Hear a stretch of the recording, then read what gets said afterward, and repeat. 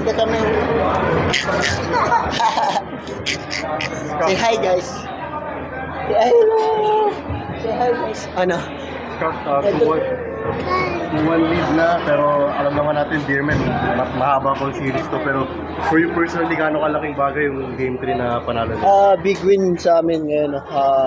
We really wanted every time best of 5. Gusto talaga namin makuha yung Game 1. Anong gusto mo sabihin? Bye-bye, guys. So, big sa amin to, no? But it's not guaranteed. Siyempre, maaba yung series. We know San Miguel, they're a veteran team. Alam nila gagawin na after coming from a loss. So, we just have to be ready sa Game 4. And I think for now, we really need the rest. Antok na si Astor eh. So, yun. Scott, for you ba personally, tingin nyo exploit nyo na hurt si Junmar sa game?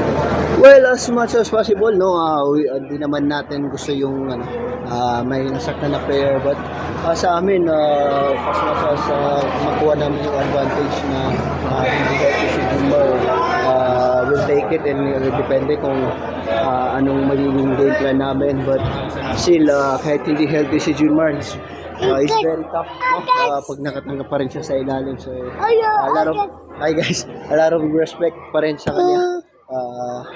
So yun, sana yung adjustment na yun magtuloy-tuloy, yung rhythm namin. Sabi kanina ni Coach, sobrang nakakapagod daw na 3 games. Yeah. Ngayon, medyo makakama yung break nyo, Wednesday. Yeah, I think the key for us right now is yung very important sa amin yung mga PTs namin, trainers namin, kung talagang dapat namin kami sa kanila, kung ano dapat namin gawin for recovery. So, sila yung crucial sa amin ngayon. And as much as possible, yung pinaka-healthy dito sa series na to, I think yun yung medyo mataas para na advantage sa mga panalo.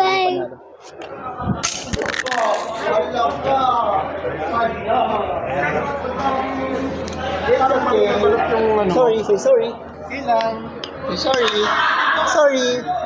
Ano? Ba't balot na balot ata yung yung hamstring mo ba yun? Ano ba? Yeah, yun nga, medyo hindi rin healthy, no? But I'm battling through it. This is semi-finals playoff game. So, as much as possible, kung ano lang yung kaya kong maibigay sa team, talagang ibibigay ko pa rin 100%. But, yun. Hamstring ka? Yep. So, yep. Kailan pa yan? I think yung preparation na sa nung playoffs namin after ng quarterfinals. Okay na, si bye-bye guys. Bye-bye. Say thank you. Bye-bye. Kaya nga sorry. Okay lang. Sorry. Bye-bye guys. Bye-bye. Bye-bye. Bye-bye.